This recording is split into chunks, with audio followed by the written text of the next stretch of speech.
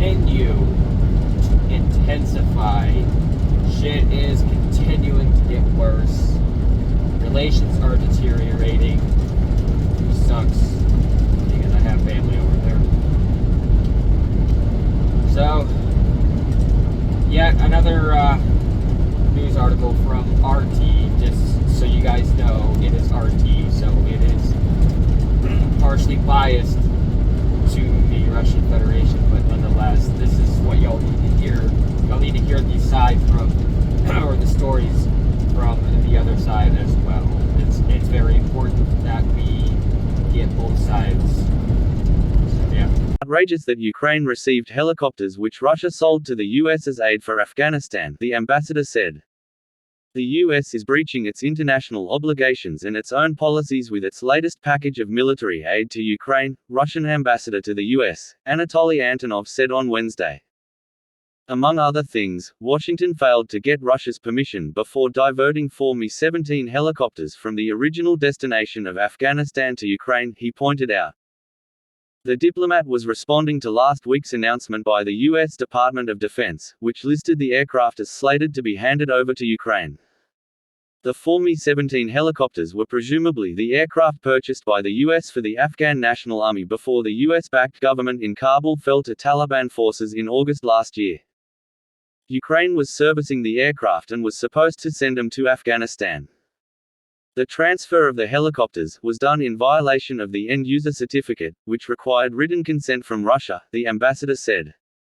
He called it a blatant violation of American obligations as the buyer and claimed that Washington stonewalled Russia's demands for an explanation. Antonov said that Russia had concerns over other weapons in the package as well. The supply of shoulder-fired anti-aircraft Stinger missiles goes against international agreements on the mitigation of risks posed by the diversion of such weapons into the hands of malign actors. He pointed out. He mentioned a 2007 UN General Assembly resolution on the issue and other documents. The US itself recognizes the threat of proliferation of portable anti-aircraft missiles to third parties, Antonov noted. Adding that the two countries had a long-standing agreement on informing each other of all sales of such weapon systems to foreign nations. In his remarks published by the embassy on social media, Antonov warned that the supply of multiple rocket launchers to Ukraine posed a threat of escalation of the crisis in Ukraine, calling the decision to provide them to Kiev irresponsible. The aid package undermined Washington's position as a respectable arms supplier, the ambassador asserted. Washington has been sending increasingly heavy weapons to Ukraine, claiming that it wants to help Kiev defend itself against Russia. American officials stated that they trusted Ukrainian assurances that the weapons would not be misused, including to attack targets in Russia. In earlier statements, Kiev has defended its right to attack Crimea, a region that Russia considers part of its sovereign territory, with US-provided arms. Both Ukraine and the US rejected the reabsorption of the peninsula by Russia in 2014, after people there voted in a referendum to break away from Kiev. Russia attacked the neighboring state in late February, following Ukraine's failure to implement the terms of the Minsk agreements, first signed in 2014. And Moscow's eventual recognition of the Donbass republics of Donetsk and Lugansk.